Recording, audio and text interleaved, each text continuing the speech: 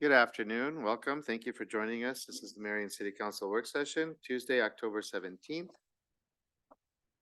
First on our agenda, we have a proclamation for Domestic Violence Awareness Month. Is Alexis Chadwick here? Okay, Alexis was supposed to be accepting this with Waypoint. So I'll just go ahead and read it, and then we'll deliver it to Waypoint. Whereas 1 in 3 women and 1 in 4 men will experience some form of domestic violence during their lifetime, and whereas intimate partner violence impacts victims, children, family, friends, and the community at large, and whereas domestic violence is not confined to any group of or groups of people, but is experienced in all economic, racial, ethnic, educational, societal, and religious groups, and is sustained by societal indifference. And whereas perpetrators of domestic violence should be held accountable for their actions, and victims should have access to support and services to help them overcome their experience. And whereas it is important to recognize the compassion and dedication of the individuals who provide support to victims of intimate partner violence and work to increase public understanding of this significant problem. Whereas a coordinated effort from all community members is needed to put a stop to this heinous crime. Now, therefore, I, Nicholas Abu Asali, Mayor of the City of Marion, Iowa, do hereby proclaim October 2023 as Domestic Violence Awareness Month and encourage residents to support Waypoint Services in ending domestic violence, to join their Gentleman Campaign on October 18, and urge everyone to work together to eliminate domestic violence from our community.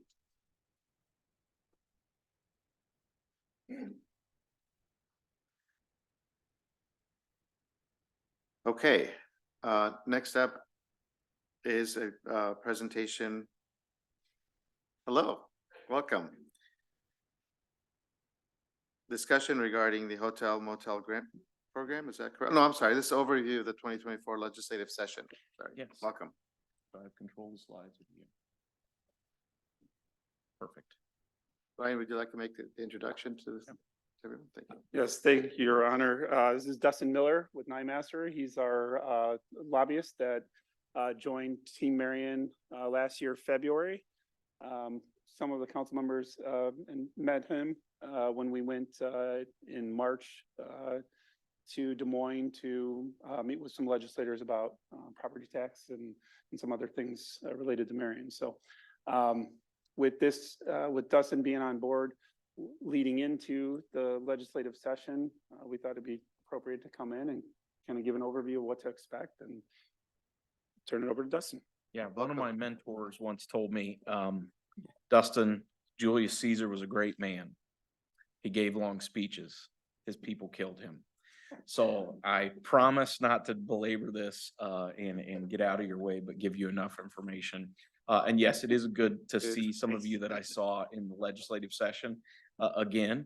And congratulations, Mr. Mayor, on your recent award.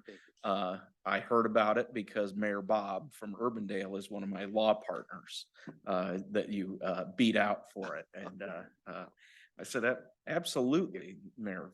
Marion's doing so much better than you in Urbandale, Bob. So congratulations.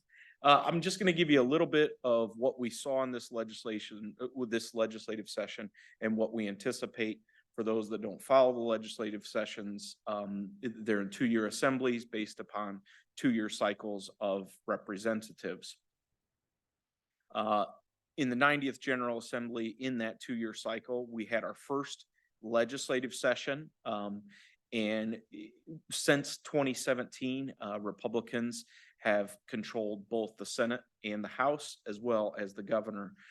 And since 2017, even in spite, if you think back to 2022, which typically in a midterm at the national level, you typically see a downturn. Iowa and Florida were really the anomalies.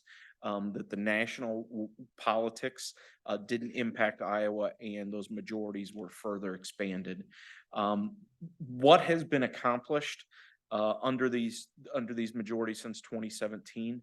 A lot of things that you would think to get ticked off the list have been so.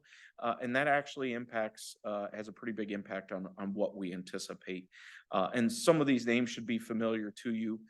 There was a change in the minority leadership from the Senate, from Zach Walls to Pam Yocum.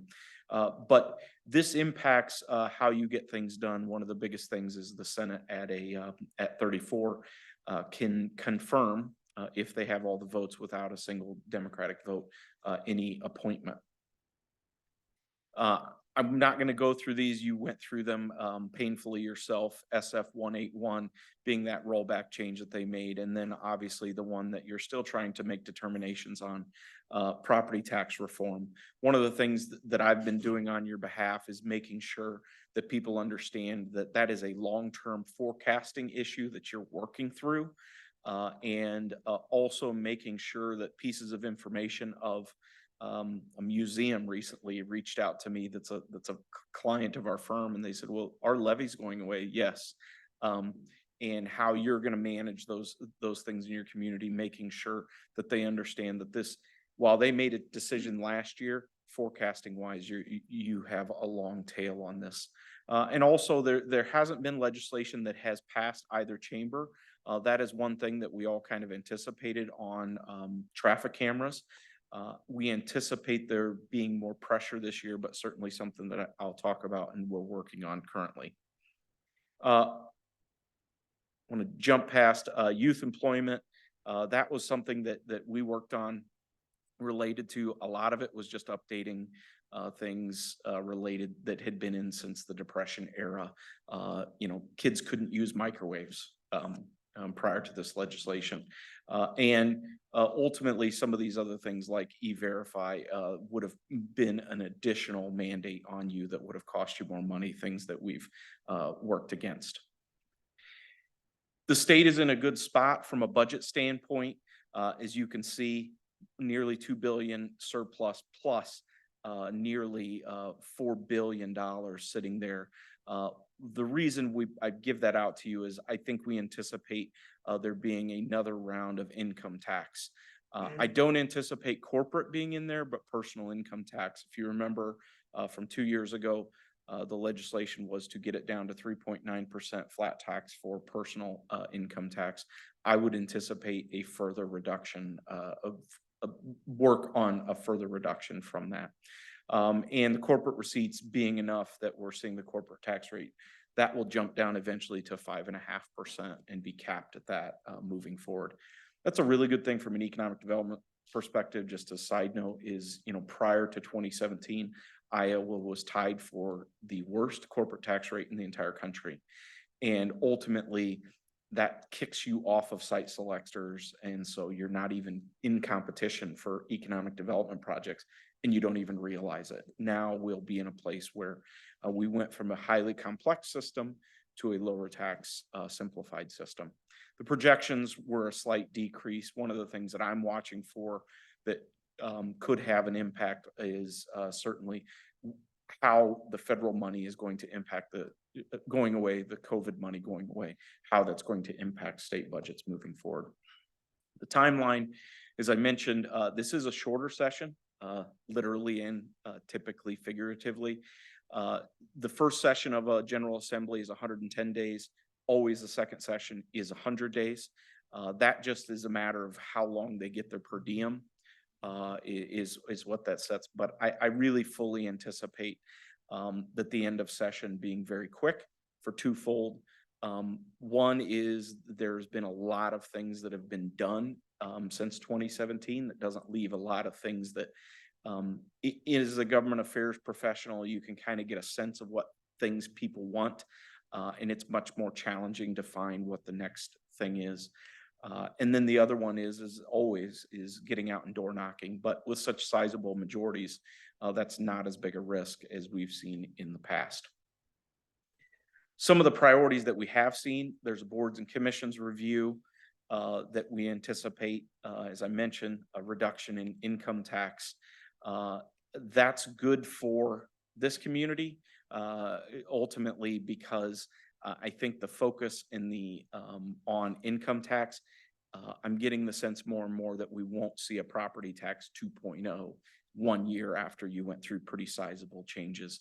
I think it's still on the docket, especially in the Senate, to think about further property tax changes, but at least for a year, we can stop thinking about that.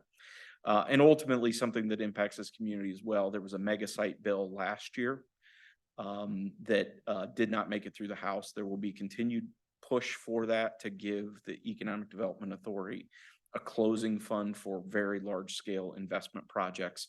But I also anticipate some changes too. You know, the high quality jobs program might have to shift more towards high quality investment programs because, you know, more and more we're seeing large scale investments that might be large energy users that then end up helping you around the community, but they might not bring a lot of jobs with them. So, but they're just as valuable from a property tax standpoint, and how that gets put in there.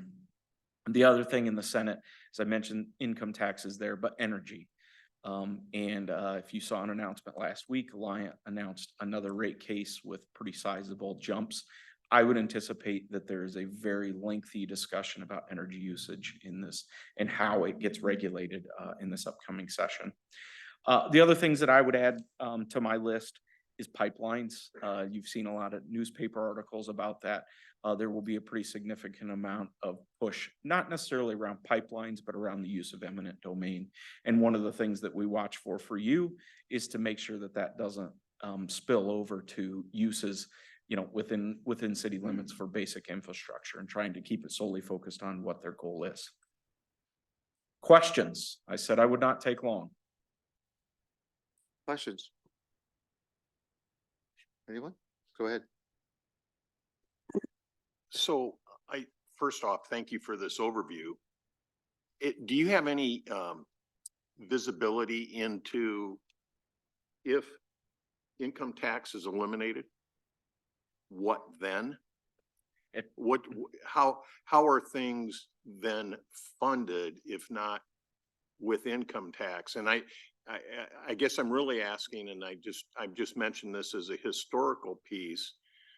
There was the Kansas experiment in 2012, and the only reason why I know anything about it is my kid was going to school down there. So, and so I had some play-by-play commentary, and that decimated service delivery across the state. And so I guess I'm just wondering, you know, what visibility do you have if not any income tax?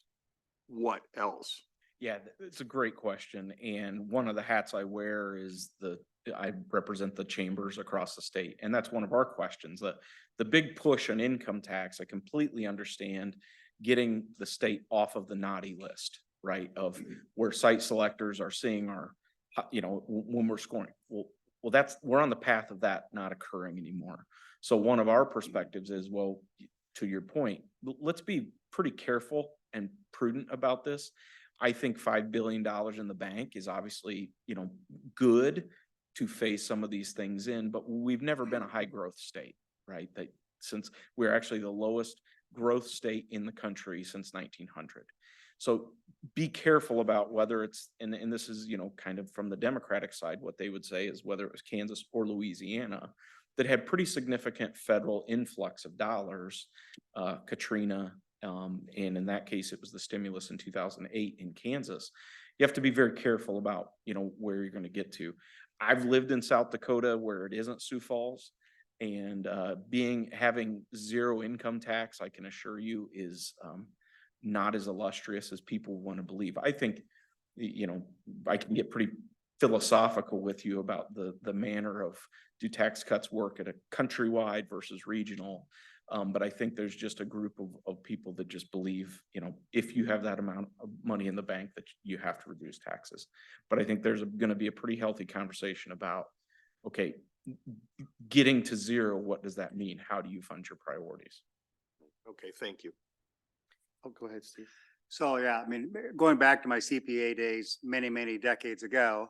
But again, states, when I talk about state income, you basically have three sources. I mean, you got income tax, sales tax, and property tax. So you look at the states that don't have the income tax, they have other revenue sources. Texas has the oil. Nevada has gambling. Florida has very high sales tax rates. Mhm.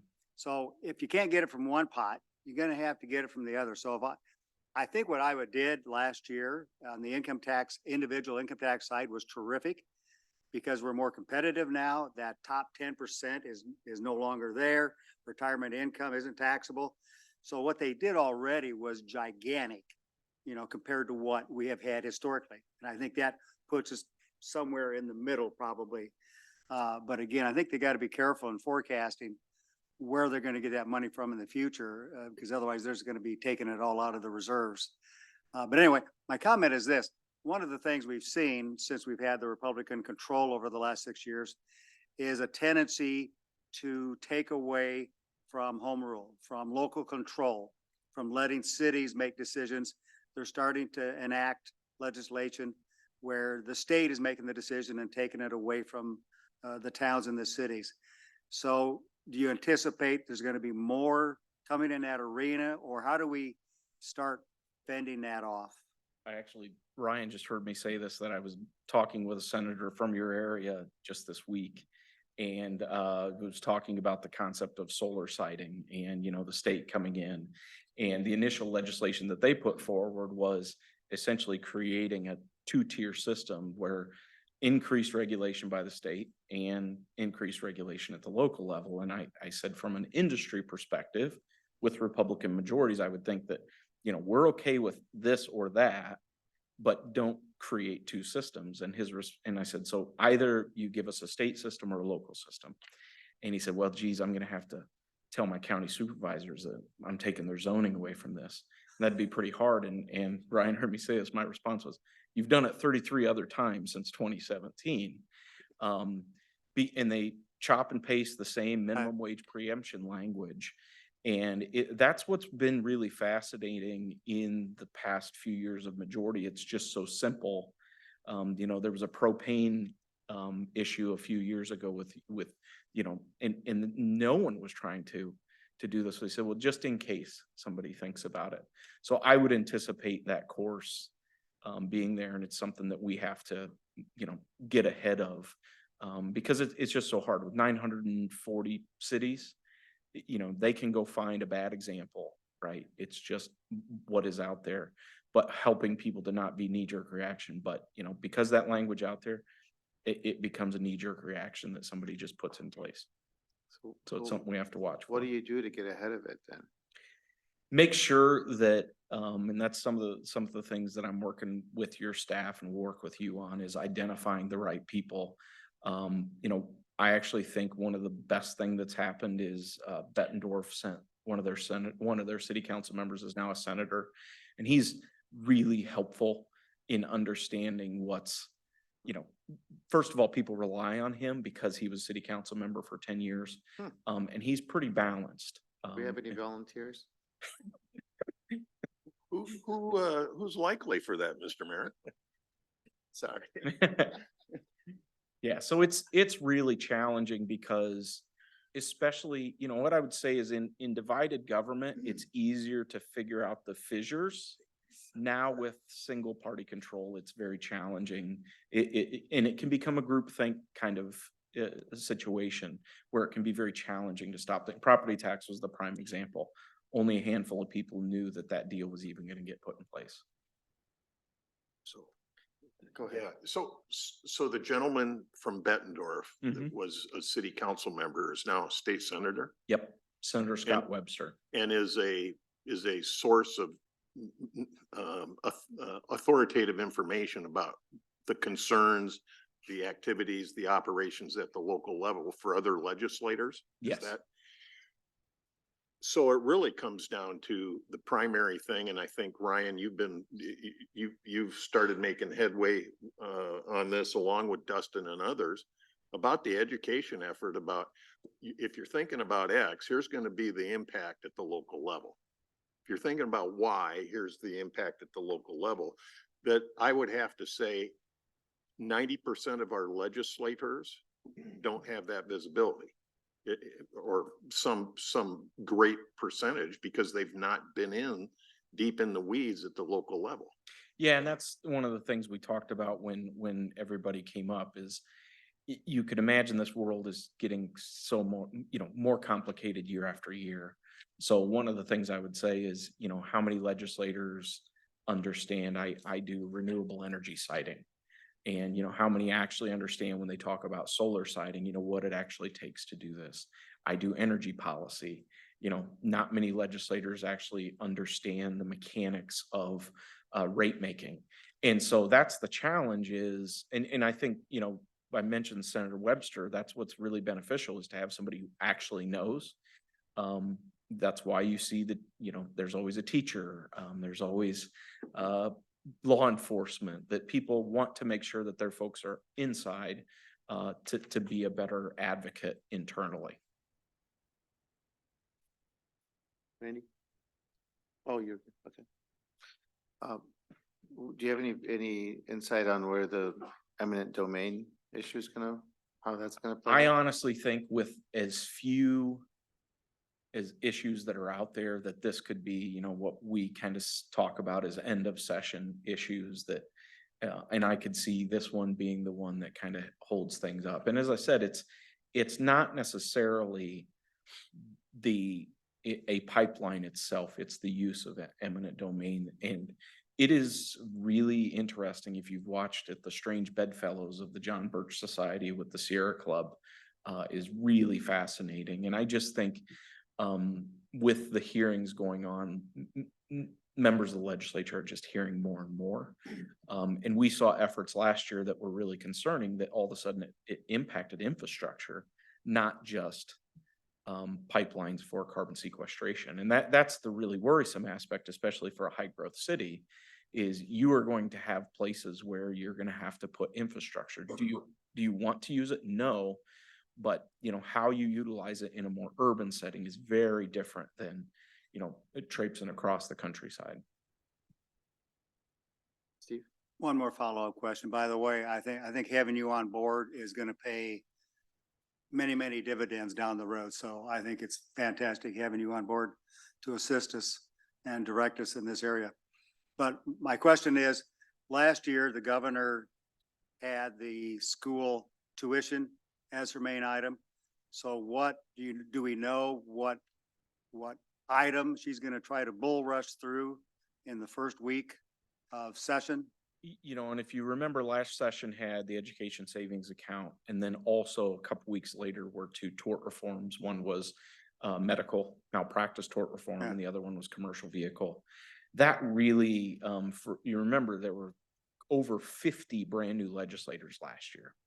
And so that left kind of a bad taste in a lot of their mouths, that if this is what this is going to be like, I don't want to do it. Right. I don't anticipate that same kind of pressure early on in session.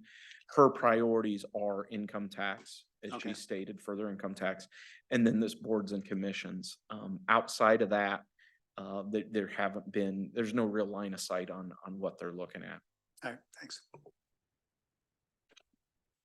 Mayor, I just wanted to go back to your comment about what can we do to be ahead of it? And certainly Dustin's been wonderful at providing us with some guidance, and we've been really focused in on making sure that we're developing those relationships, and that Team Marion is being viewed as a resource to the legislators.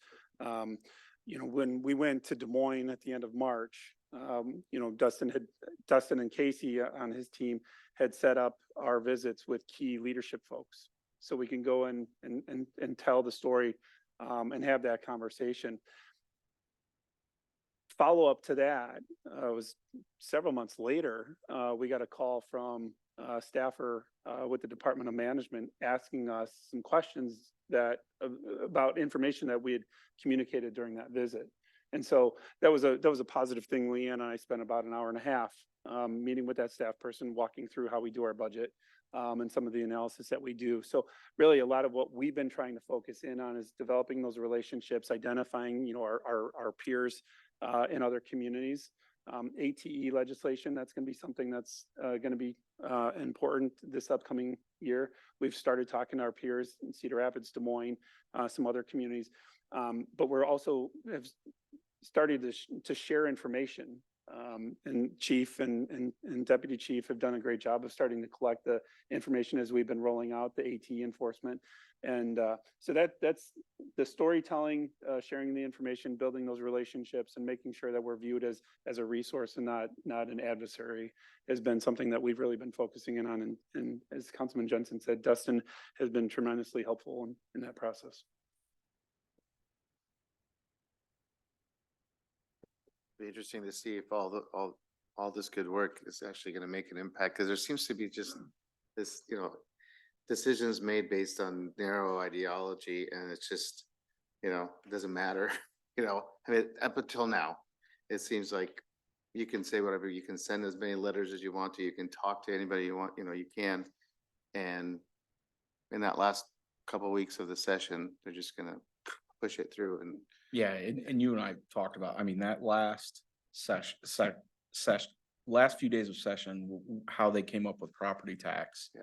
Was really, really concerning. And there's been a number of issues that have percolated over the past few years and I always go back to when they did collective bargaining, that's rightly or wrongly, whatever side you're on. If you're trying to make changes to collective bargaining, it's how you do it. You throw it out, you get it passed within 24 hours and you move on.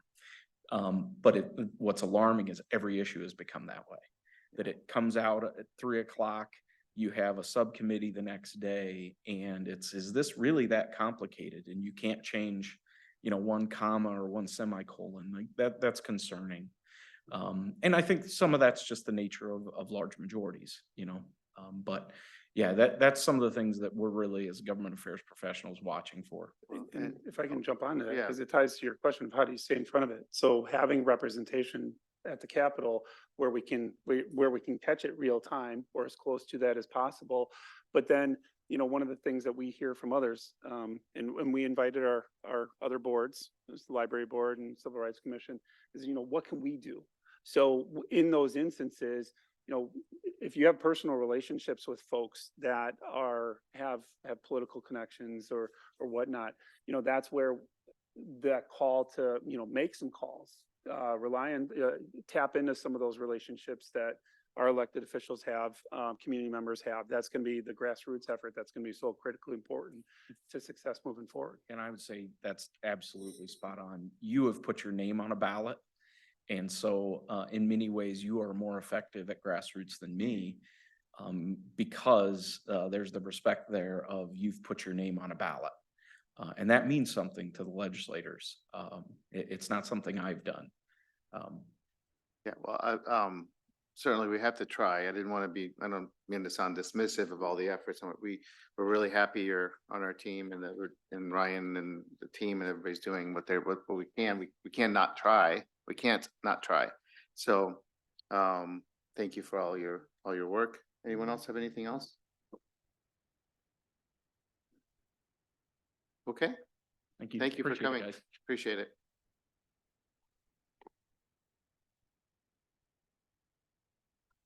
Okay, now we have Leanne with the discussion on the hotel motel grant program.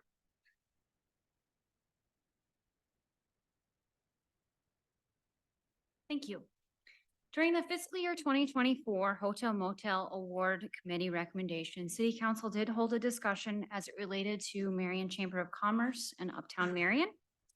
Marion Chamber and Uptown Marion are viewed as partners and should therefore be included as part of the budget process rather than part of the hotel motel grant. That was what was communicated through at least a couple of council members at the time of the discussion.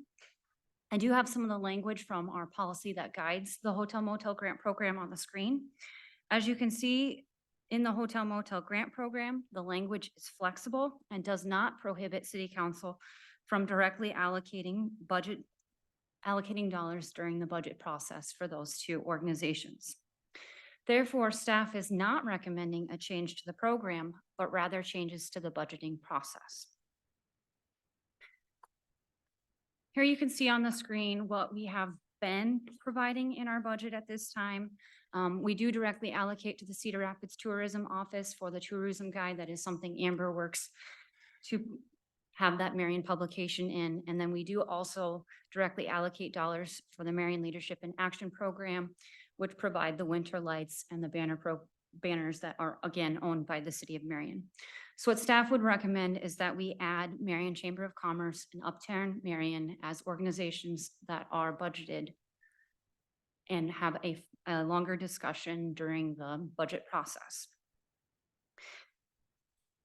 This does leave flexibility, or I should add, Marion Chamber and Uptown Marion, because they would be directly allocated dollars, would no longer be eligible for the hotel motel grant program. Their partners such as Marion Chamber Foundation would still apply under the grant, which does leave flexibility if a new program or event opportunity arises.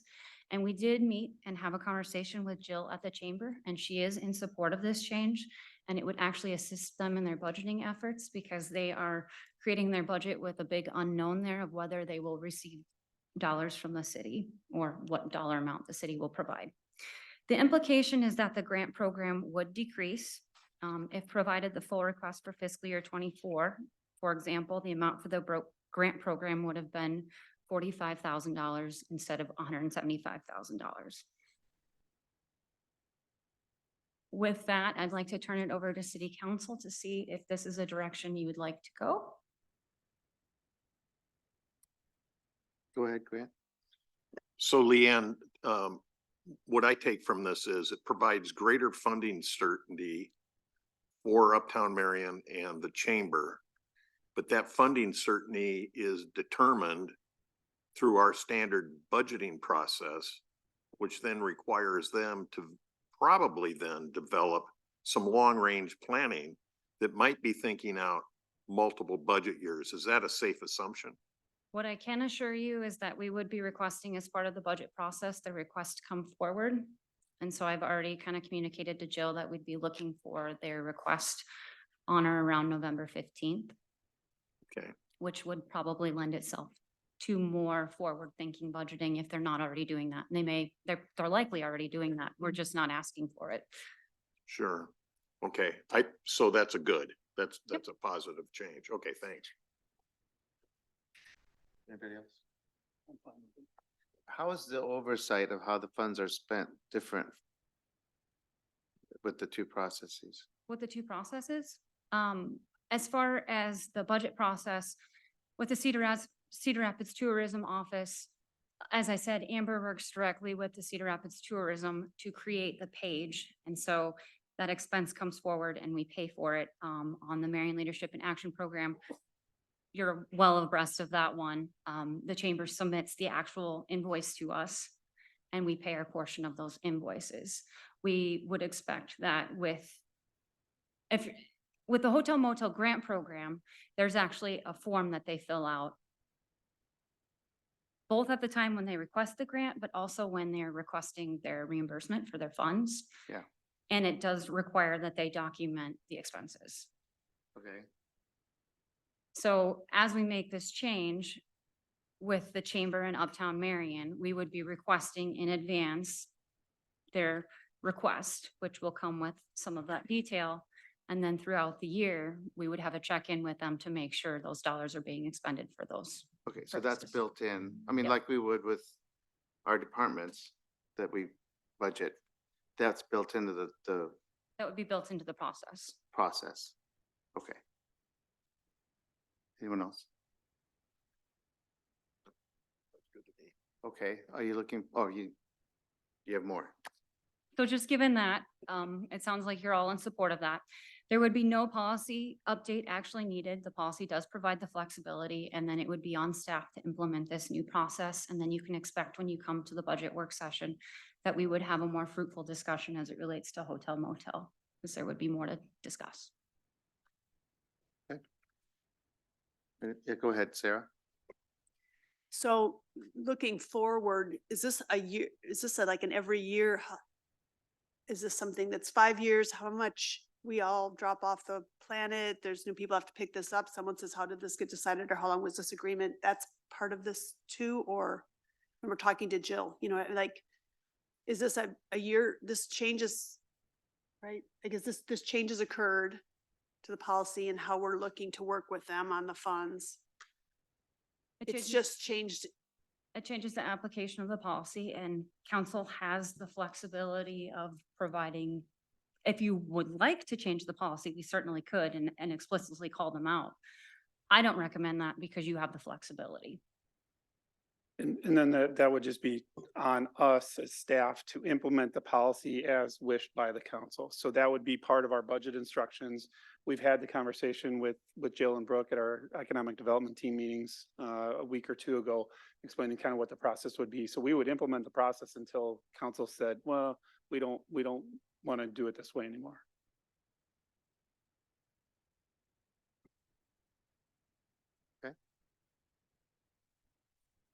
Are you looking for any? I think you've already given me what I need, so I'm good. Okay, you have what you need. Thanks, Leanne. Okay, we have Brian next, Capital Improvement Program. Hi. Evening, Council. So before we start talking about CIP, I just want to remind everybody what a capital improvement program is. So it's a multi-year planning instrument used to identify needs and funding sources for public infrastructure improvement. So this is the first touch point with CIP for the fiscal year 25 budget, but this flows into the 5-year plan for fiscal year 25 through 29. So I just wanted to kind of show the timeline right now. We had departments submit their new CIP requests and updates to their existing CIP items by August 31st. We'll discuss the ranking and the priorities in a moment. It is worth noting that this is so fiscal year 24 is the first full year that we had rebuilt the CIP. If you remember and recall the large process that we went through last year. We also, for this year, we implemented our new software, which has been a revolution for our department. It's all electronic. The departments have submitted electronic. There's nice reports. It's been great for us. So that's just worth noting there. So this evening, this is so the first touch point here is a meeting to just give you all the information in your packets. You saw that all the new projects and the new requests were there. We're asking that we have a further discussion to give you some time to digest all that information. I know it's a lot of information. So we're looking to come back on November 7th with an actual discussion, with a formal discussion about the priorities. And then after that, then finance will start to construct the financing plan based on those priorities and the capacity. Then looking forward, going into the budget work session and then adoption March, April of next year. So some key points to note here. The newly funded projects, the ones that we choose to fund, they are layered onto the existing CIP. So this is the assumption that the staff had, that the existing CIP is the first priority. We will look at the funding for those, make sure that we're good. And then the new funded request would be layered on top of that. So we run some initial estimates. We're looking at, I know I have 12.5 up there, probably a range of between 11 and 13 million in additional capacity, looking at those funding for the next 5 years. But just to stress, there's no action required at this meeting. This is just an informational session. You can ask some initial questions, but the formal discussion would be at the next meeting. So the scoring and ranking, just to kind of recap, we do ask the departments to score their own projects based on the rubric on the right-hand side. We held a department-wide discussion and ranking meeting where they got familiar with everybody's projects. We kind of talked about additional factors that we also might want to consider in the ranking, like previous council concerns, other funding leveraging, and other maybe long-standing issues. So then the departments then rank the projects as a whole, and that's what we've come here with the information of the staff priorities. So there was 55 new requests with a value of approximately $70 million. It's worth noting that we have taken the aquatic center and its infrastructure to the side for this discussion. As you know, that's high dollars and that's a whole different kind of funding sort. I mean, geo bonds probably for the most part. So we're going to take that discussion to the side for council. This is just the CIP without those. So I just wanted to give this information on the screen. It's also in your packet. So for your review over the next few weeks, this is the staff priorities by ranking. So this is an order that the staff had ranked the projects. So they had we have 22 projects that are recommended by staff for funding, but I'd like to open it up for any initial questions about these projects. I'm just going to kind of pause on the slide for a second. And then the next projects are here, and that's a total of about 10.7 million. So the staff there was some projects that were identified as, let's put our council hat on, let's see if there's other projects that may be worth some consideration, and the staff identified some projects there. So again, all of this information is in your packet, informational tonight, and then we're looking to have a discussion on what the council thinks about what the staff's rankings and priorities have been at the next council meeting. So before I open up to questions, just kind of review the next steps. So like I said, there'll hope to be a discussion item on the November 7th council meeting. Then finance will analyze the funding sources and the capacity and merge that into the existing CIP over the next couple of months, along with the budget process. And then similar to last year, we'll be looking at putting together a draft CIP funding plan for the budget work session in January. So if Ryan wants to add Go ahead, something Ryan. first. Thank you. Brian, can you go back a couple of slides? Yep. To go to the staff priorities. So this is, as Brian walked through the process, departments submit their requests, and their requests are coming in based off of work plans, the strategic plan. We've got other studies like the HDR study. So our staff are using the tools that we have in our toolbox to identify what those projects are. Traffic signals, as an example, I mean, one of the things that we've talked about as a leadership team is that some of the traffic signals haven't been necessarily, some of the innards of them are not necessarily functioning the way they should and have been out of date for quite some time. So that's a traffic safety issue, and that has several other impacts.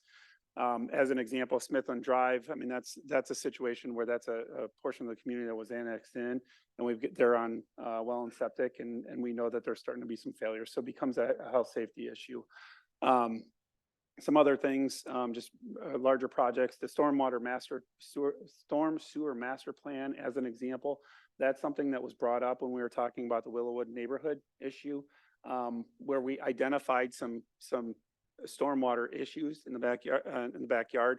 I think a couple meetings ago, folks from our public services department showed some pictures of some of the improvements that they were doing.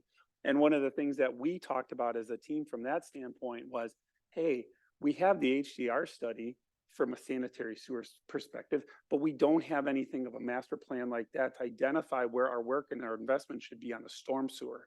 So that is something that's in the budget. And so it's a big ticket item that we want to make sure we keep going on. So then we have data so we can better identify and plan for capital needs. Just the EOC, in the near future, you're going to be getting the final draft of the emergency operation plan and our continuing of operations plan. That's something that was a significant investment and something much needed. So now we've got the plan. Now we got to make sure that we have the resources and the technology around it. So if we do have, God forbid, another natural disaster, we can be up and ready and make sure that we have reliability in our system. And that kind of goes back to like the city hall building generator. So there's some rationale behind the staff priorities. And Brian, if you can go 2 slides. As Brian mentioned, you know, you're elected to make decisions on behalf of the community, and the CIP process, you should have a say in that. And that's something that we heard over the last 2 years that I've been here. So this incorporates your ability to kind of help us identify, did we hit the mark? Are there other things that you're looking at? So when we had our team discussion, as Brian said, we put our council person hat on as best as we could to sit there and say, what are things that we've heard about repeatedly from residents? What are things that we've heard about from from our council members? What are things that we have going on that you know, we've heard certain council members talk about parking and parking lots, and how can we have a gravel parking lot? So as we were going through some of the requests that have been in the pipeline for a while, we've identified them. So try to help your part in this process to give you some focal points that we think we've heard you talk about, or we've heard a lot from our community, like the traffic signal over by the fire station 1, as an example. So this is introductory. This is high level. Want to kind of present it to you. The information's in the packet. Give you some time to think about it. Go through the details if there's other projects in there that want to include or debate with your peers on council. That information is there, and we certainly want you to have time to digest it, ask questions. If you need to come in and ask questions with the staff, we can make sure that that's done. So at least that you have the information and feel armed and ready to go November 7th to really give us that feedback, so we can get it locked in and start layering it in with the rest of the CIP, and then take our budget process to the next step. I hope that's helpful. Thank you. Go ahead, Steve. Yeah, a couple of comments. First of all, thanks, Brian. I know there's been a tremendous amount of work put into the CIP up to this point. I mean, certainly one observation I have in the 6 years I've been on city council, one is that the amount of dollars in the CIP has grown substantially during those 6 years. I'm not saying that's bad. I'm just saying it represents there's certainly a greater need and maybe a greater ability to fund some of those projects. Second is, I think the process in which the city has been using to arrive at the items in the CIP has been much, much better over the years. So it improves every year. I think the manner and how it's done, how the ratings are done, the rankings, certainly gives us a lot more comfort level on how you arrive at some of these items. So that said, I have not looked at all of this detail because I know we weren't going to be making any decisions tonight. But you had one slide there that really, I think I do need an explanation about. On the slide, you said we have an additional $12 million capacity over 5 years. So I always thought the CIP was more based on need, not capacity. So will you explain what that means, and if we even have capacity, why we have to use it? So we don't have to use it. So the existing CIP is there for 5 years that was adopted last year. Right. We did not utilize, when I say capacity, I'm looking at like geo bonding, local option sales tax. So we layered in what we felt were the priorities locking in. Okay. There was still some additional potential uses for funding, like local option sales tax and geo bonding. So when I say a range, 11 to 13 million, we're still adopting a holistic view, right? We're still adopting it with the budget process in mind. So this is that's why we didn't want to kind of concentrate too much on the dollars right now. We just wanted to say, hey, what are those priorities that we feel are the most important to fund? And then we look holistically with the budget process. I mean, obviously there's a conversations maybe during a budget process around, hey, we don't put everything in the CIP now, because we want to give some room for extra flexibility with budget cuts and that kind of stuff, you know, at the state level. So it's just saying that, hey, we do have this ability, not to say that we will go up to that max, or, it's just, this is what we view that we could do, was still leaving some additional, that's actually leaving some additional flexibility there. It's just an initial estimate that we ran based on the estimates for the existing CIP, layering that in. We just saw that this is our ability, but not to say that we would use the whole. Okay, so we're also in the process of doing this parking study. So, I mean, you had the 9th Street parking lot, but aside from that, we really don't know what the needs are gonna be out of that parking study. So the CIP at this point really doesn't have many dollars included in it, aside from that parking lot, to support whatever items may be coming out of that parking study. Is that correct? Yeah, yes, I mean. I was gonna say, we actually talked about that one Good. at the staff level. We'd heard it come about several times at council. We even talked about how if we're gonna require it of other, we should be setting the example. And when it came to the parking study, we noted that if we were to add 9th Street parking lot, it would be in an out year in the CIP. And by the time we would be moving forward with that project, we would already have the results of the parking study, and that could guide what we do with that project.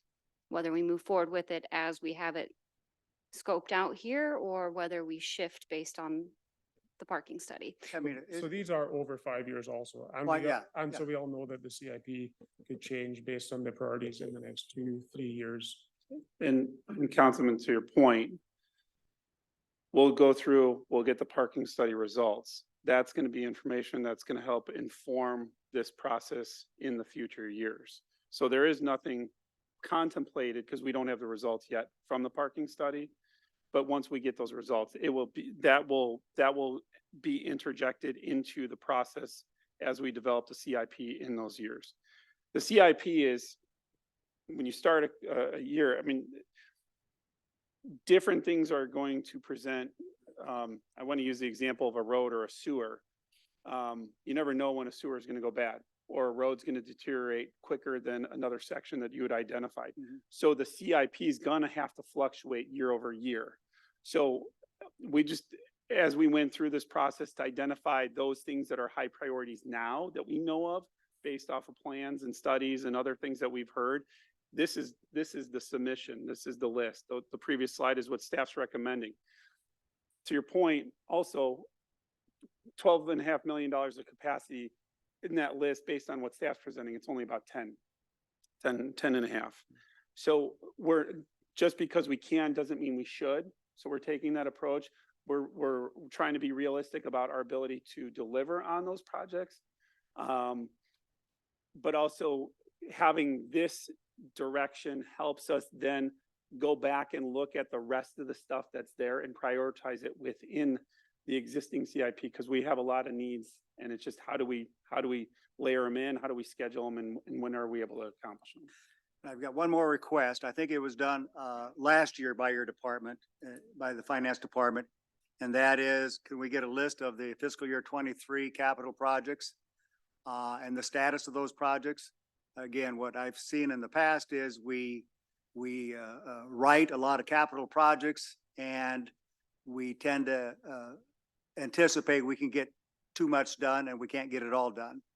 So again, I'm of the mindset that I'd rather have projects in our CIP that we can get done and get completed and prioritize those correctly, versus having a lot of projects and then a lot of them don't get done or they're half done. And so I'd like to at least get that status report for fiscal year 23 so we can see that. I think that tends to also guide some of our decision making. Councilman, the answer is yes. And one of the things that we're going to be working on is how do we standardize that reporting to council, and how do we wrap that into the budget process? So for instance, one of the things that we've been talking about, Kim and myself and Leanne, and we'll be talking about it with the department head group tomorrow, is, just even an update on the status of FY24 projects. In January, probably sometime, we've got to vet that out. But we want to make sure, as we've done with this budget process, we've started to standardize things, make sure that we've got it mapped out. It's completely predictable. What to expect, when to expect it. And that's just another fine tuning that we want to do as part of the process. If I could add just one more thing, Steve, to add a little bit more color to Brian's answer on where we would come up with that 10 to 13 number. What we look at is the assumptions we already know. How much will we receive in local option sales tax for that additional year?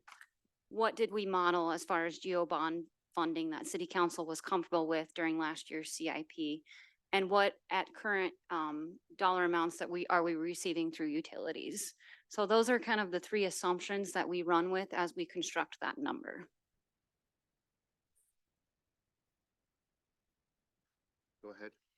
Brian, this might be somewhat on the basis of what Steve was inquiring about.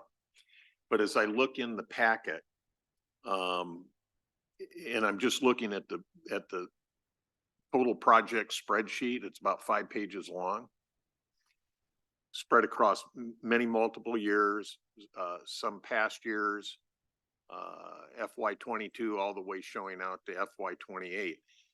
I guess the question that I have, and maybe you've already answered it, but I wanted confirmation on that. Are there any projects that are shown on those 5 pages that have exceeded their natural shelf life?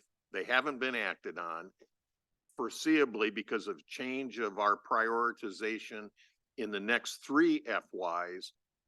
Would we can we move them to a future consideration list? And as Steve is saying, just eliminate them from our view so that we don't get confused about them. Because I guess what it gets down to, that representation of a project portfolio, if there are things that are on that the organization just goes, oh, it was a good idea 3 years ago, but it's not a good idea now.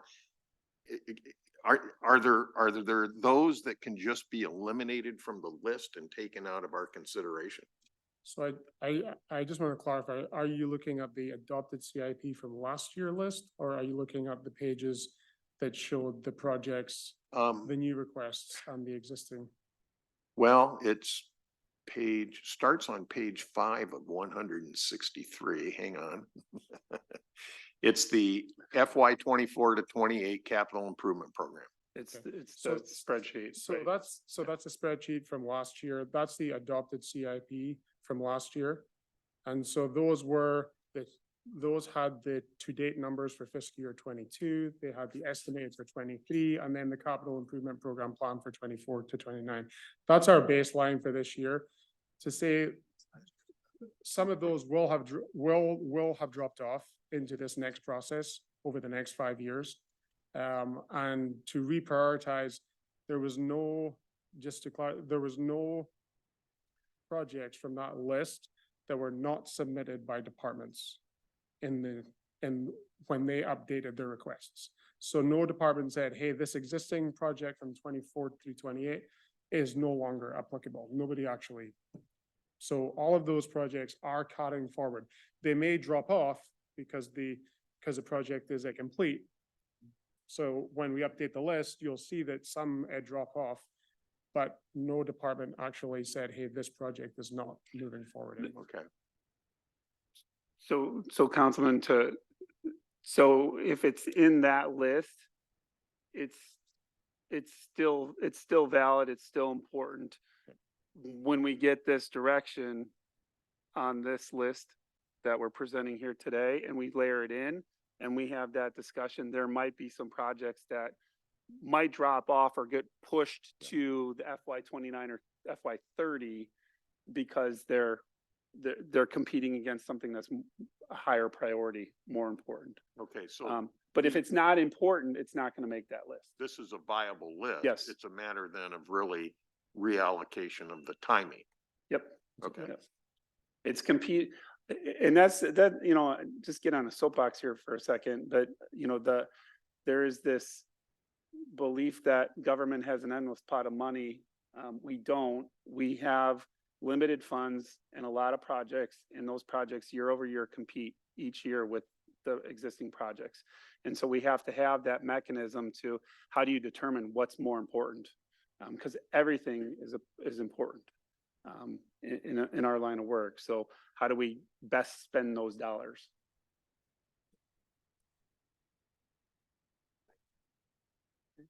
Will? Okay, any other questions? All right, thank you. Thank you. All right, we have our agenda review.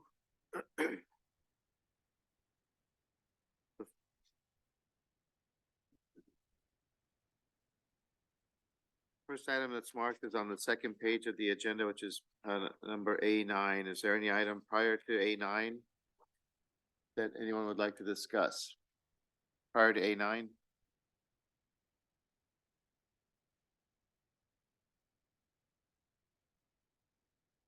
Okay, go to A9, Kara.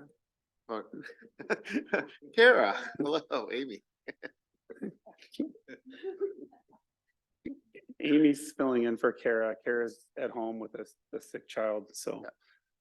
Well, I can answer it. I spoke with Ms. Bullerman before I came here, and I understand that the one thing that she wanted to alert you to is the fact that this project is moving forward. It's just about complete. And there was a closing date of October 24, 2023. And there should be the easement completed by that time. So she said you might be in a celebratory mood when you heard that news. Yes. We have been waiting for that news. It's been 2 years. Okay. I was gonna say a long time that since we started talking about this and setting the conditions for the sale of that property, and it's good to see that finally coming to completion. So good job to all who have persevered on that project. Mayor, I'm sorry, if I may, one thing that will be added on Thursday is, there is a window that, needs to be replaced on the building. Seth, the Parks Department is the one that maintains the building. We've had the person performing the work go around the house and look at the existing windows. And there's been several window panes, I think pretty much all of them that have been identified that need to be reglazed and reputtied. And that is something that staff will be bringing before council. It is within my authority to approve per the purchasing manual. However, given that we are selling it, we wanted to make sure that it was presented to council, part of the public record. And it is something that staff does recommend, as we are going to be selling this property to the purchasers. So we want to make sure we're doing the right thing here. I just want to thank the council and staff. I think we did this the right way in dealing with the fact that we didn't want, as a city, didn't want to be a landlord, but also honoring the wishes of the donor, that the property be preserved. And I mean, for the benefit of the city and the historic character of the uptown and all of that, not just for the donor's intent, but I think that it's a good result. And it took longer, and as sometimes things do, but I think that you know, years from now, we'll all look back and say we did it the right way. So thank you. All right, next item is Ryan. A10. Yes, this is a correspondence that was received by a resident regarding their utility bill. This is something that actually Councilman Harper has been running point on. This individual contacted the community, or contacted the city last year. Again, Councilman Harper has been in communication with that resident. The resident has again contacted us, asked that the letter be submitted to the city council. And so what's in your packet is to receive and file that. But as you know, state law, the way the city does not have direct responsibility with the water utility. That is overseen by the water board, which is appointed by the city council. So by state law, the water board is ultimately responsible for this, not the city council. So because in talking with Councilman Harper, in keeping with our reach higher theme and customer service, we wanted to make sure we were being responsive to the resident, having it on the public record, receiving and file as requested, but also then have city council, by taking this action, would then refer it to the water board to look into this matter and provide a response to Mr. Shiflett. And I'd certainly defer to Councilman Harper to add any other commentary that I may have missed. Just briefly, I mean, this is one of those situations where I think a little bit of resident education about how we're structured and who has accountability for certain things within the community. So I communicated back to him. I think we first touched on this in May of this year, and then again just in the last week and a half. And so I told him basically this is the process that we're going through, and that we will then be forwarding this on to the water board for their review and disposition. I think that's the essence of what we're asking them to do. So it was a little bit of resident communication on just how it needs to work or must work. Steve? Yeah, I think I'd add a little bit to that. Again, what this is talking about is the snowbird rates. When somebody goes down south for a number of months, on how they are treated as it relates to utilities, and this one particularly to the water. I mean, the city of Marion has a comparable city list that we use all of the time as it relates to different rates, policies, procedures. I guess I'm not sure exactly what the water board does, but I would encourage them to kind of look at some kind of a similar baseline. In the letter from Mr. Shiflett, he's done some of that homework already. So that can perhaps be used as an initial basis of discussion by the water board. Okay. Anything else on that item? All right, A11 is not marked. Any questions on that? Annual street finance report?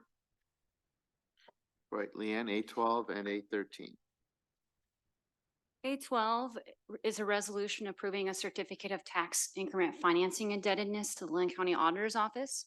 This is something we are required to do annually, and I marked it for discussion because typically we bring this forward to City Council at the same time we bring forward the annual urban renewal report, and we give a presentation at that time. However, due to recent property tax reform and in working with the county, we have prioritized this report over some of the others so that we can get it to the county earlier in hopes that the county is able to provide our taxable valuations earlier. Should also be noted that the county has requested that we provide to them our budget 2 weeks in advance of the state mandated deadline. So a little bit of give and take is kind of what I'm hoping for here with the county. But I wanted to mark it for council because we do typically do a presentation, which I do expect to bring forward in November, most likely the second meeting with the state urban renewal report. Any Okay. questions? Questions for Leanne? Clear? Okay. A13, A13, I marked for discussion because this is an item that we only see once a year. And for those of you that are new on city council, it's always great to kind of hear the background on. When it comes to annual or using tax increment finance, you must have an obligation. These obligations that we have listed up here allow us to reimburse the general fund with tax increment finance for items such as our contribution to Medco, our contribution to Cedar Rapids Metro Economic Alliance, also reimbursing staff time that is spent for economic development purposes and for legal costs.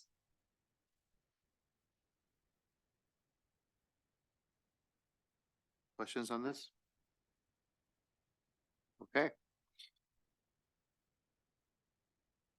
The remainder of that page, all the way to the second part of the consent agenda, no item is marked for discussion by staff. Any council members have questions on those items? Go ahead, Steve. Yeah, I'd like to get some comments and update on B3. Yes, absolutely.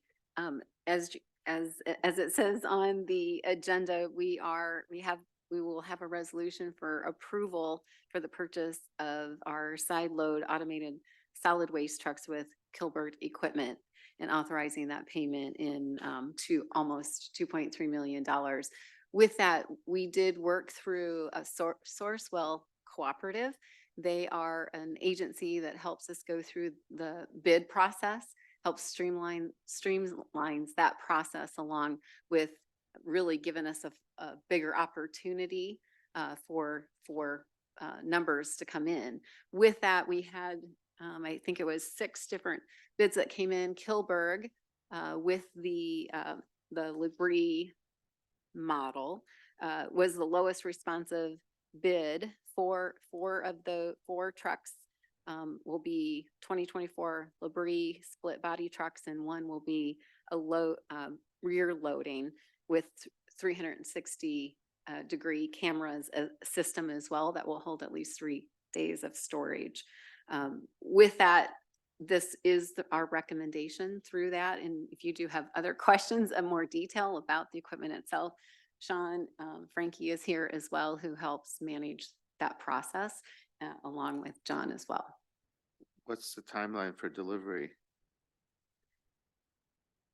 Sean, it's going to be,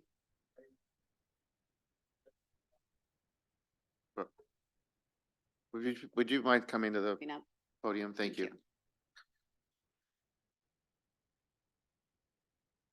The great thing about this timeline as it comes up, the great thing about the timeline is that by approving this and getting this moving, we hit those windows to build out the chassis and then the body of the truck as well. Hey, good afternoon. Right now, with our purchase coming, the quickest we can move, the better. Right now, if we go within a week, we can have those chassis delivered to Labrie in Canada by February, March, early March. And then the full build out from 90 to 120 days for the body and delivery back to us with all the systems should be roughly right about in September. So that'll hang in real well with our fall rollout, hopefully. Yeah, works really well with the timeline that we have laid out with SCS. Okay. So 2 questions related to this. The first one is usually when we have a competitive bid situation, all of those bids are listed in the presentation to document the fact that it was competitive bid. We did not have that. Okay. And then the second question is, it showed that our budget was 3.3 million and this is 2.2. So, I mean, that's $1 million less than the budget. So can you tell me why there's such a large difference there compared to what we budgeted? I believe our previous administration person had actually wanted to include some hook lift trucks there also, which we have not gone out for bid yet. What kind of trucks? Hook lift. Okay, So it'd be like a swap loader brand hook lift chassis to deliver roll-off units for our recycling area and recycled glass, metals, and I think we have a few in the schools helping out with some projects for the Marion School District there too. But these are actually trucks that would be you could put different bodies on. Vacuum units would be one application. Flat bodies, just about anything you can imagine. Even paint line stripers can be attached to these also. So they're kind of the Swiss Army knife of the truck world, I guess. so what we're actually buying is a little bit different than what we had originally budgeted or spec'd out. Correct. So one other question, when we do these, are we talking about, is one of the options in the future to be able to go by and get leaves at the curb? I know Cedar Rapids does that. That's a popular thing. I know that was talked about. Is that an optional thing? that was one of the bodies that we looked at for this hook lift chassis. Okay, That would be one of those units that we would look okay. at. So could be still coming in the future future. with That the could still be remainder a of the future- budgeted future item amount. for us. It's an option. Okay. Okay, thank you. Other questions? Yeah. Oh, go ahead. So this $2.3 million, this is how many units, how many trucks? A total of 5. 5?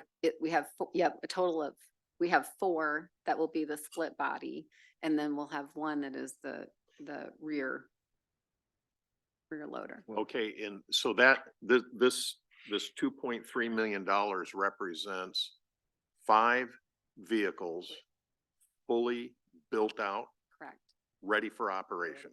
correct. Or automated. There'll be three split bodies, one open hopper, and then a rear loader. And that rear loader, the rear loader, we have a rear loader now, but with the advent of the bins that we'll have, if we have any residential misses or, people that have got their garbage out late, we'll And still yard- need a way to tip those cars. So we'll have a rear cart flipper on it also. And yard waste. Yes. Okay, so, and so that clarifies the complement of vehicle that is being purchased. I just wanted to drive to the point. This is chassis fully built out, delivered and operational. And cameras, And, got it. yes. Okay. Everything ready to roll.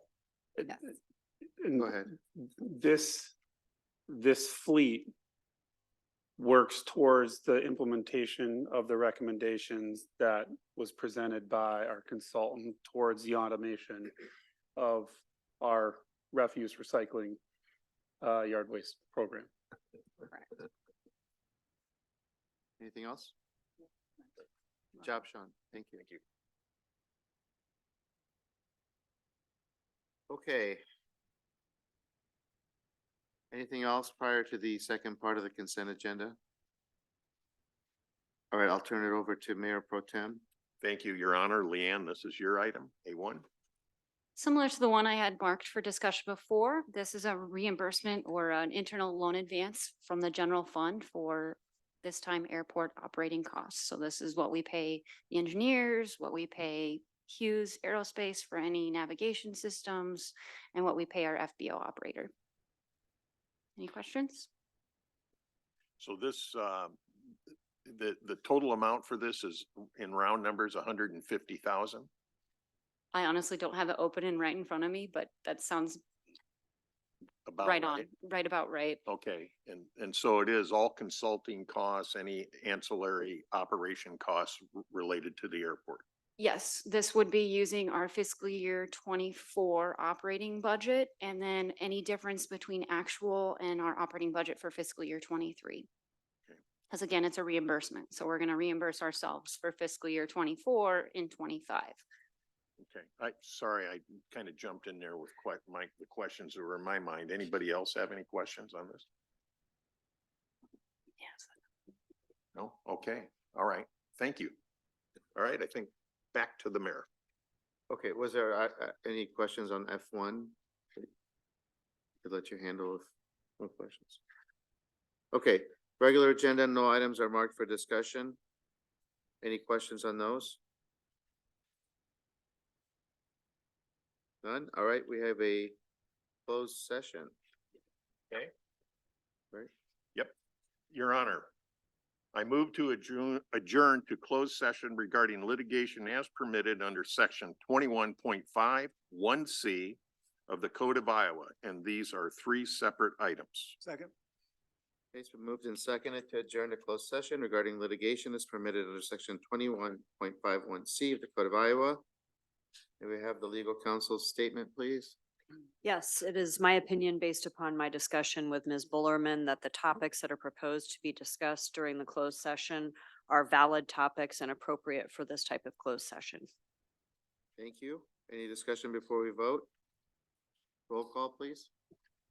Mr. Miskman, Yes. Mr. Jensen, Yes. Mr. Harper, Yes? Mayor Abalosely, Yes. Mr. Brandt, Yes. Ms. Menzer, Yes. Mr. Sterned. Yes. Thank you for joining us. We're adjourned to closed session. I want to commend the young man who's sat so patiently through this meeting. Good job.